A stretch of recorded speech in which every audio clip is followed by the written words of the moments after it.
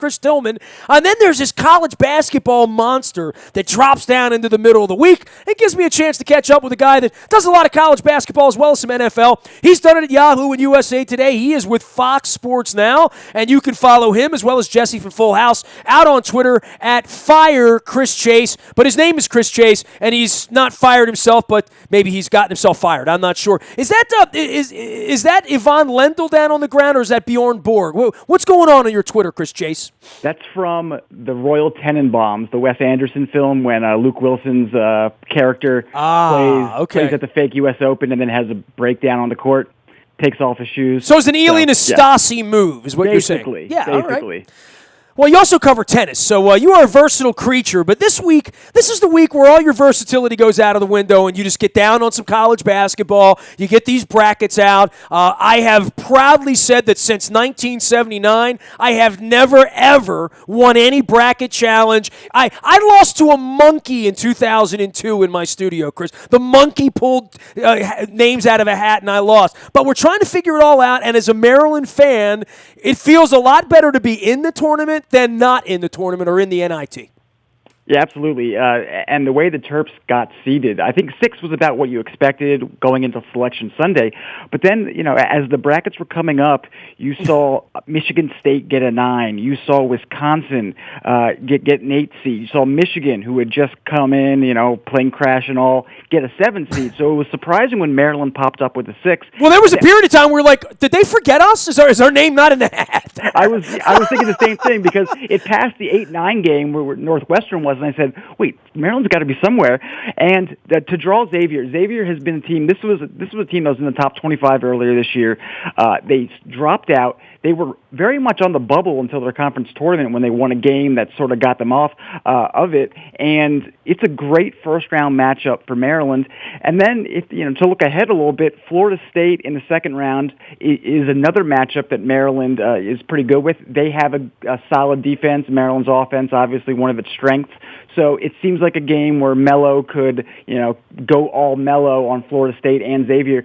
It's a very good draw for a Sweet 16 bid for Maryland and for Mark Turgeon. Yeah, I mean, earlier in the week, Chris, and I travel and I like getting around and whatever, and I saw, well, if they win, they're going to go to San Jose. I'm not going to Orlando this weekend. Dude, I was in Australia and New Zealand and Houston, and I damn near went to Indianapolis, but I bailed on that. I'm not like a fuddy-duddy about it, but if there's a chance they're in San Jose next week, I might want to hold a flight, right? So I got some points, and I'm like, I would not have considered that, honestly, if Maryland was waiting on Duke or Arizona or Kentucky. If they had been a 7 seed or an 8 seed, they would have been looking down the throat at one of those. And instead, I'm looking at this, and I'm like, yeah, I better hold a flight because, they might win. They're in a position here that you would have dreamed about in January. Going to Orlando, playing Xavier and Florida State for the chance to go to a Sweet 16, I would take my chances with that. I really would. Even where they were at 20-2 and stumbling a couple of weeks ago, and they certainly stumbled on Friday night, as you know.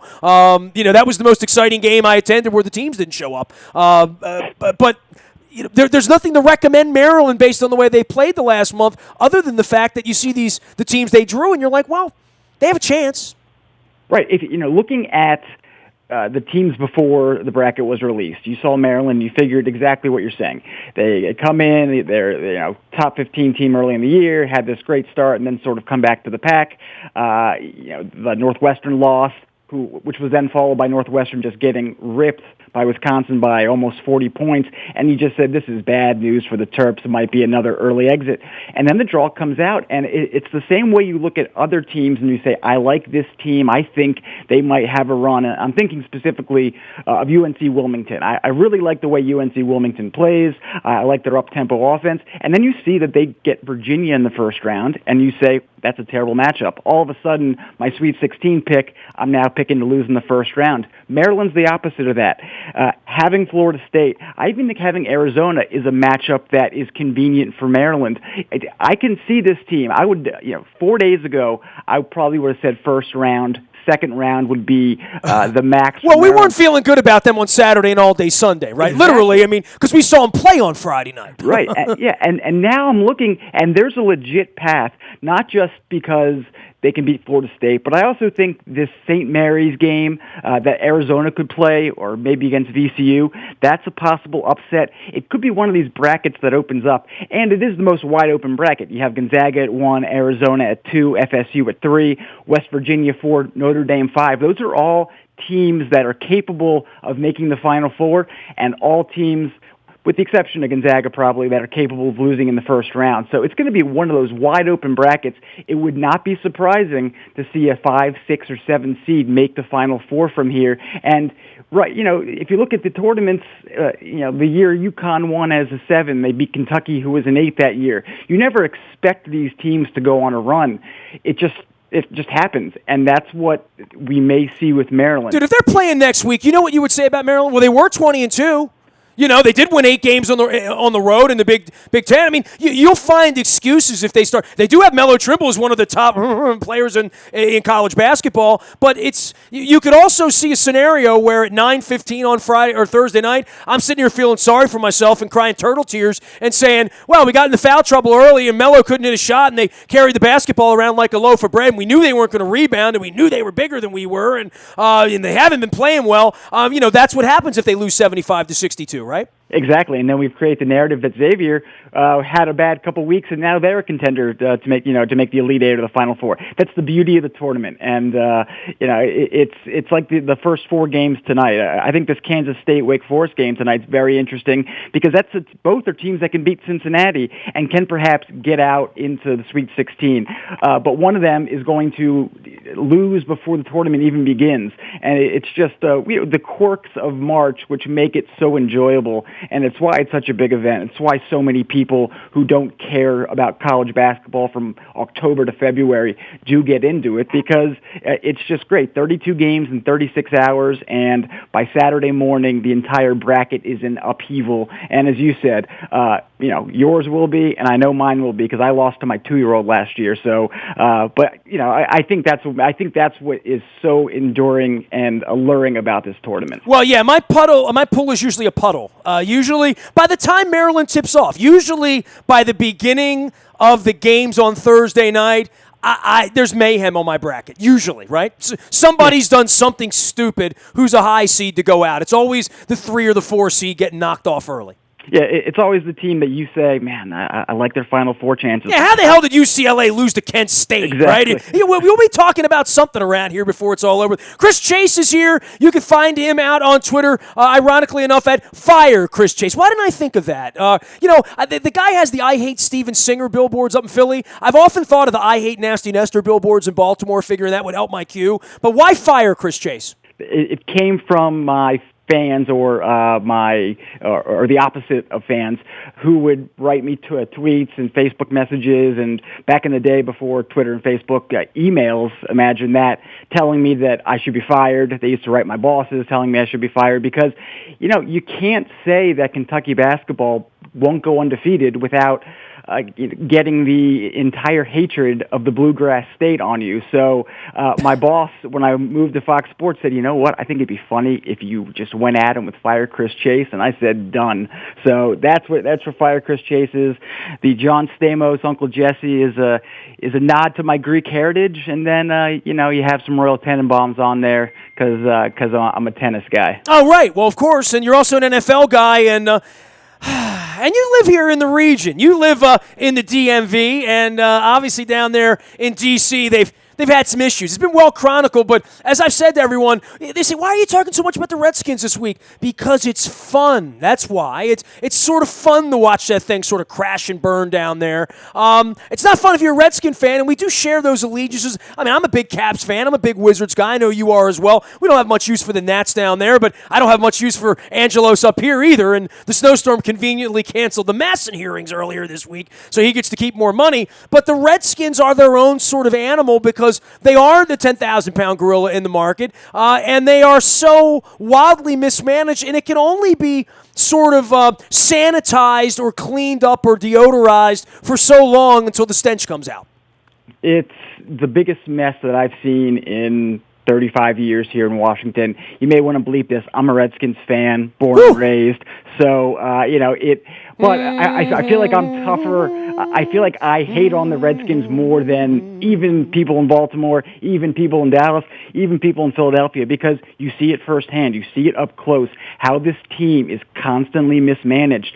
And every couple of years... we see that with the Orioles, except it doesn't get out of the house anymore, right? Like, Buck and Dan have managed to stay employed with the crazy man. You know what I mean? Literally, right? I mean, we had 20 years of that with the baseball team here. They've won a little bit. And winning, man, dude, it is like a big Glade air freshener. You know what I mean? You spray it out there and everybody says, oh, it smells like baby powder. You know what I mean? And winning deodorizes things. And the Redskins have won recently. So have the Orioles, but it doesn't mean they're well managed. Right, and that was always the hope. The hope is that Snyder would be George Steinbrenner, and after years of firing Billy Martin, would finally be Joe Torre, or he'd be Angelos. And after firing Davey Johnson the day he wins AL Manager of the Year, they'd eventually, get back to the winning ways in Baltimore for the fans that deserve it so much up there. But this was supposed to be the year where normalcy was going to reign. You have Scott McLuhan, who was the GM, who maybe was a little overrated because his draft classes weren't great, and a lot of the core guys from last year, Cousins,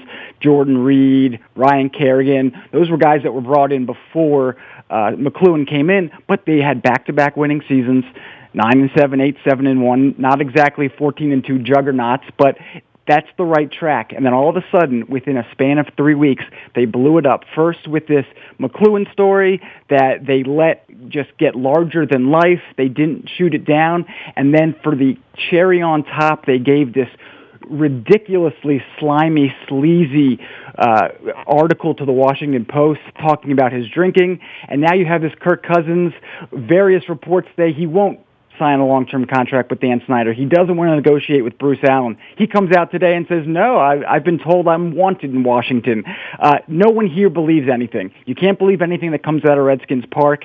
And when it comes to Cousins, he should have been locked up last year. I'm not saying he's Tom Brady. I'm not saying he's Aaron Rodgers. But try to live without him. Exactly. I mean, They hate Joe Flacco here until he turns his ankle. Then everything goes to hell in a handbasket. Exactly. It's been 30 years. I mean, Joe Theismann was the last good quarterback, and the last time he saw the field, Lawrence Taylor was crying. Come on. Mark Rippon had a few good weeks. So did Doug Williams. Come on. Yes, but Nestor, you or How soon they forget. You or I could have had Super Bowl winning seasons under the master, Joe Gibbs. But we'd have just would have run the ball. That's what we would have done. I just would have handed the ball off to Ernie Biner and gone home. Exactly. You know, run the trap and run the pull like John Riggins used to do. So it's just a mess. It'll continue to be a mess, and people down here in D.C. and Redskins fans, wherever they are, will say, I'm done. I'm not buying any more gear. I'm not watching a game. I love Boswell's column the other day. Oh my gosh. I've written that column about Peter Angelos for 20 years. I mean, especially after my press pass was confiscated 11 years ago after 21 years. So, and in Baltimore, you know what? They took my advice. They stopped coming. Did you see the stands last August and September when they were in the pennant? People have stopped coming. They got other things they're doing. We had riots here. We had all that going on. The Redskins. They charge a lot of money for their tickets, and they have this incredibly bad fan experience. I mean, somebody gave me tickets. Dude, I live 30 minutes from that stadium. Literally, I go down twice a week for Caps games. I went twice this week for a Terps game and, took my wife and her donor down to D.C. for the day. I wouldn't consider going to a Redskins game unless I was doing it in a helicopter. I mean, unless the Ravens are playing there. I'm being honest with you. I've been to a couple non-Ravens games maybe 20 years ago. There's no thought of going down there for a Monday night game and getting stuck in that traffic. No way. It is a Monday night game at FedEx Field is the worst experience. Actually, what's worse is a Thursday night game because the traffic is just even more ridiculous. But yeah, it's just not a fun experience. But people still are obsessed. And that Boswell column, which you just referenced, in which Thomas Boswell, who is the eternal sunny optimist, predicts the Nationals are going to get 100 wins every year, always thinks that the Redskins are going to, emerge from the swamp. And he's waiting to cover a parade. It's been a long time. It's amazing. And for him to come out and say that he has lost faith in the Redskins, I mean, that's like losing. It's unbelievable. It's the biggest surprise of the year because when you fire McLuhan and you don't sign Cousins and you let Deshaun Jackson and Pierre Garçon go, that's just business as usual at Redskins Park. Oh, he is Chris Chase. He is Fire Chris Chase out on Twitter and also out at Fox Sports, covering all things sports, including tennis and the Olympics, in addition to brackets in the NFL. Any other NFL thoughts, from you? A week into this free agency thing, so much was made of the money that was out there, and some of it's sort of Confederate money, and some of it, the Browns have raided the Bengals for crying out loud. But the amount of money versus the players that were out there versus guys like Brandon Williams who stayed, and the Le'Veon Bells who get franchised and all that. There hasn't been this sort of mass exodus. There hasn't been anything crazy really going on, and I think we're still waiting for this quarterback carousel to figure out whether Tony Romo's going to come and do sports on your network, or whether he's going to go throw the football for the Houston Texans or the Denver Broncos. But this has felt very, very slow moving, and I think that's sort of taken on the tenor of like Major League Baseball, where things don't happen fast and furious in free agency in any of these sports anymore. It's almost like sort of this slow play. Right. There's no reason to be signing guys. Well, it's now 4 o'clock. Remember a couple of years ago when it was midnight and the Redskins famously signed Hainsworth for $100 million at midnight on the first day of free agency? I remember Mike Pettin and Rex Ryan getting chased by Bart Scott's dog jumping his fence at midnight. Right. So but you're exactly right. It's become more of a hot stove season. It's become longer. There is no need to make rash decisions. I was making fun of Jerry Jones yesterday in print because he said he was going to, quote, do the right thing for Tony Romo and let him get out on the market so he could get fair market value and go to a team and, not have his hands tied because the Broncos decided they needed to shore up their quarterback situation or Houston needed to do the same. But Jerry Jones hasn't released him yet because he's still thinking maybe I can get something for a trade. And frankly, I don't blame him because it is so slow moving. And because Bell and because Antonio Brown stayed in Pittsburgh, we really haven't had the player who's setting the new market. It would be Cousins if he does sign a long-term deal. If he were to get his, let's say, 65 million guaranteed, there's the new benchmark. Then you have Aaron Rodgers, who was already noticing contracts by guys like Hoyer and guys like Glennon. He says he wants a new deal. Wait till Kirk Cousins gets his, because then you're going to see everyone, anyone young, Rodgers, Luck, Luck, who already signed and is the current bellwether for quarterback contracts. He might get another bump. So the market's going to reset here, and it's just amazing how much cap room there is and how teams like the Browns are able to manipulate it just like an NBA team. This is something that we've never seen in the NFL. Teams using cap room and dumping salaries so they can get extra draft picks. It's sort of an odd thing. The NFL tacitly approved it, so we may see more things like Brock Osweiler getting traded and Houston. Can you imagine, amazing. When you say he got traded for a bag of baseballs and some donuts, that used to be like the ultimate insult, right? Dude, you got traded and they had to give a draft pick away for them to take you. I can't imagine how that's not. You talk about people not boosting your confidence in your audience.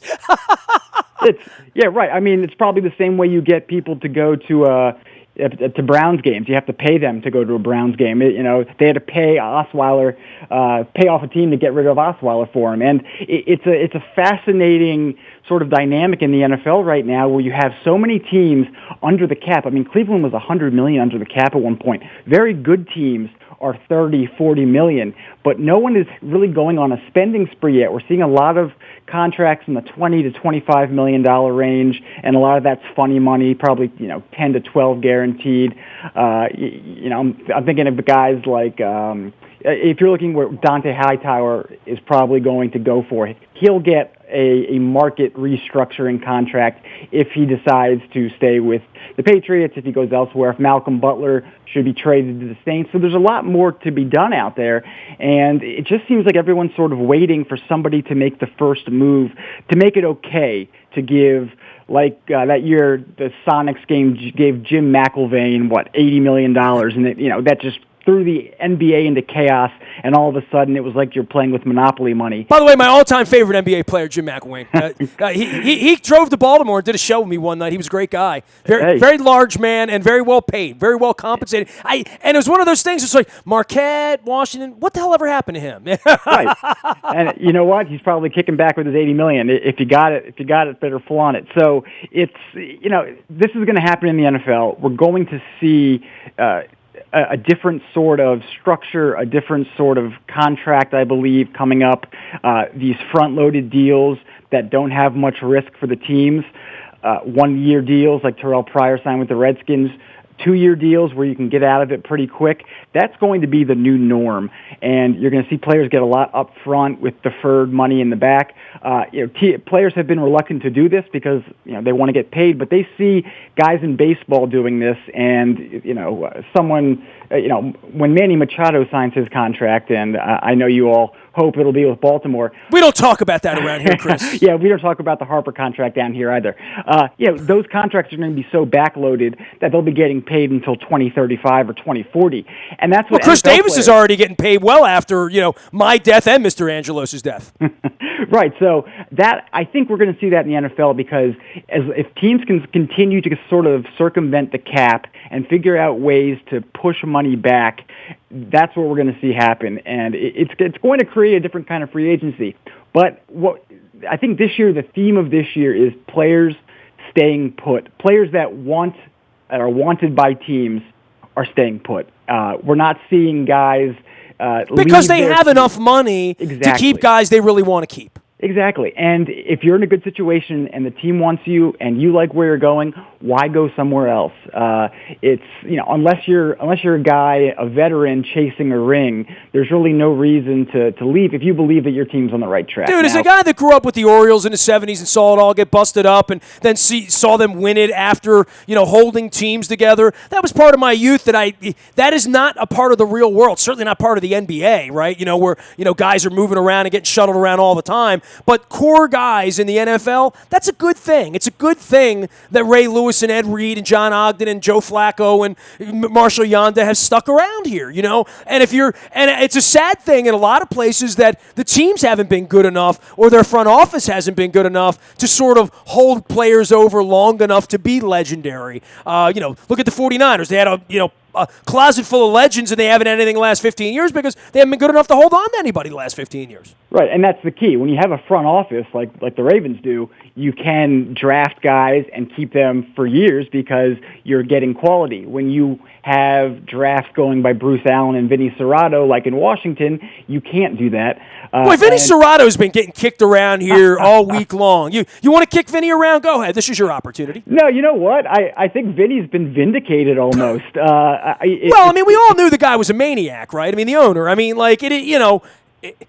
We've watched this for 20 years. As Brian Billick said the other day, when you've had 7 divorces, it might not be your wives, it might be you. Yeah, all Dan Snyder wants is a yes man, and McLuhan didn't seem to be that.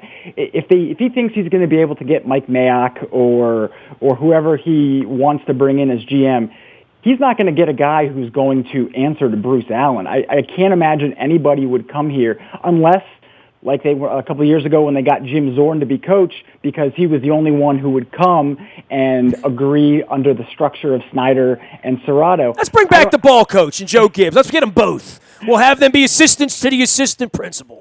Yeah.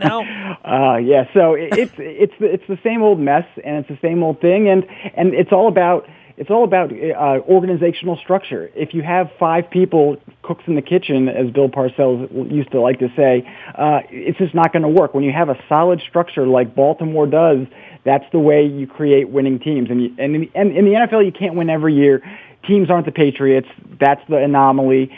But if you can hit every preseason with realistic playoff hopes, that's what you're trying to do. And it's a very few select amount of teams that can do it, and in your division with the Ravens and the Steelers, you have 2 there.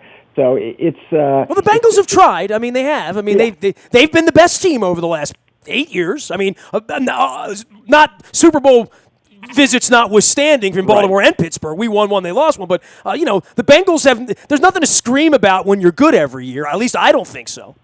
No, not at all. And it's almost the theory that has been posted around here that Snyder thrives on chaos. And it's true. He said, I mean, there was a quote in the paper a few weeks ago that said, when they got rid of Marty Schottenheimer back in 2001, Snyder said because it was boring, because Marty was a football coach who ran the Oklahoma drill and, whipped his players into shape after an 0-5 start, and he fired him after a year. Why? Because it wasn't thrilling enough. He had to go get Jeff George. It's like it's like skydiving to him. He needs the rush, and it's not the way you win football games.